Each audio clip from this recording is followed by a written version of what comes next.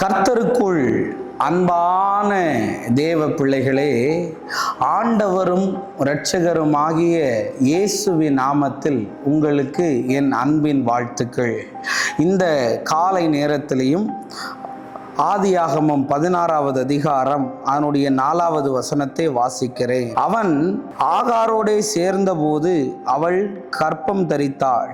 அவள் தான் கர்ப்பவதியானதை கண்டபோது தன் நாச்சியாரை அற்பமாக எண்ணினாள் என்று எழுதியிருக்கிறத பார்க்க முடியும்.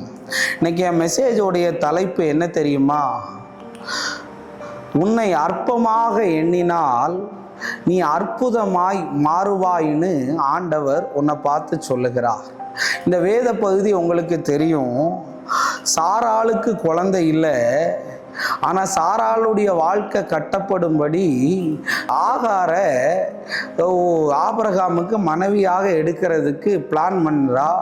அதுக்குரிய காரியங்கள் நடந்துருச்சு. இப்போ ஆகார் கன்சீவ் ஆயிட்டா, சாராள் கன்சீவ் ஆகலை.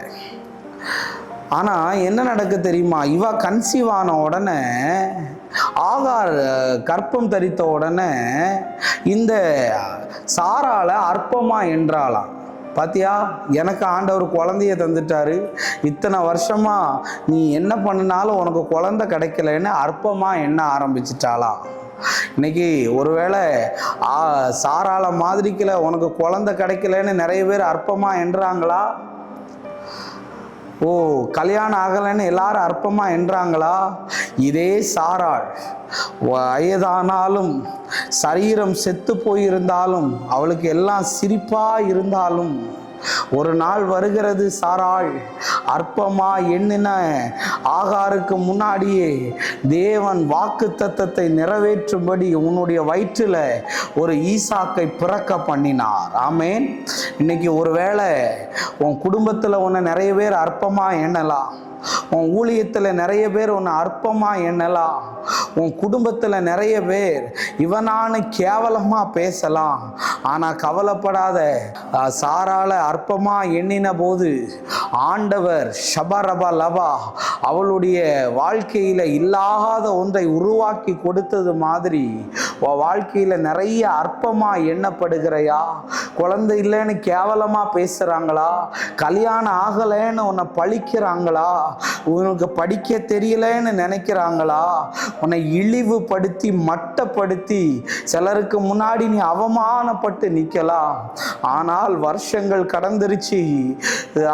சாராள் சரீரம் செத்து போயிருச்சு, கற்ப விழுந்து போயிருச்சு. கவலைப்படாத. அவைகள் செத்து போனாலும் நீ ஆராதிக்கிற ஆண்டவர் அவைகளை எல்லாம் எழுப்ப அவர் உயிரோட இருக்கிறாரு. கவலைப்படாத. அற்பமா எண்ணி பட்டுச்சுன்னு கவலைப்பட்டுக்கிட்டு இருக்கியா? ஆண்டவர் எல்லாத்தையும் மாத்தி உன்னை அற்புதமா மாற பண்ணுவாரு. கவலைப்படாத. அன்னைக்கு அன்னால பெனினால் ரொம்ப அற்பமாக என்னன்னா குழந்தை இல்லையேன்னு உங்களுக்கு கையெடுத்து கும்பிட்றேன். உனக்கு ஆண்டவர் ஒரு குழந்தை இல்லை 9 குழந்தை தந்தாலும் குழந்தை இல்லாதவங்ககிட்ட போய் 9 குழந்தைய கர்த்தர் எனக்கு தந்தாருன்னு பெருமை பேசாத. உனக்கு சின்ன வயசுல ஒரு 25-26 வயசுல கல்யாணம் ஆகிருக்கும். கல்யாணம் ஆகாமல் அவள் கர்த்தருடைய சித்தத்துக்காக வெயிட் பண்ணியிருப்பா. உன்ன மாதிரி எவனையும் இழுத்துட்டு வரலவா?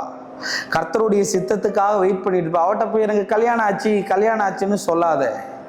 இன்னைக்கு நான் உங்ககிட்ட சொல்ல வரேன், நீ அற்பமா யாரையாவது எண்ணுனா அவங்கள கர்த்தர் அற்புதமா மாற பண்ணிடுவார். என்ன நிறைய பேர் ஊழியத்தில் அற்பமா எண்ணுனாங்க, குடும்பத்தில் அற்பமா எண்ணுனாங்க.